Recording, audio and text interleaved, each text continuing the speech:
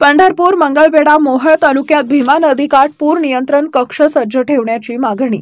पंढरपूर, मंगळवेढा, मोहोळ तालुक्यामधील भीमा नदीकाठावरील शहरी व ग्रामीण भागात पूर नियंत्रण कक्ष व संबंधित यंत्रणा सज्ज ठेवण्याबाबत सोलापूर लोकसभा मतदारसंघाच्या खासदार प्रणिती शिंदे यांच्या वतीनं तहसीलदार सचिन लंगोटे यांच्या मार्फत माननीय प्रांताधिकारी पंढरपूर सचिन इथापे यांना निवेदन देण्यात आले।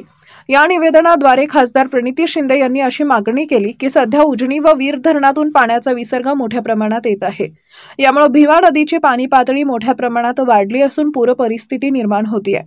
यामुळे भीमा नदीकाठचा पंढरपूर, मंगळवेढा, मोहोळ तालुक्यामधील व पंढरपूर शहरातील सकल भागात पाणी शिरत आहे। यामुळे नागरिकांना मोठ्या प्रमाणावर स्थलांतर करावं लागणार आहे। स्थलांतरास लागणाऱ्या उपाययोजना आपल्या प्रशासनामार्फत तात्काळ करण्यात याव्यात। तसेच पूरग्रस्त नागरिकांची इतर सुरक्षित ठिकाणी राहण्याची सोय करून त्यांना इतर सोयी सुविधा देण्याचे नियोजन करण्यात यावे। याकरता आपली आपत्कालीन व्यवस्था सज्ज ठेवून संबंधित यंत्रणांना तात्काळ आदेश देण्यात यावेत।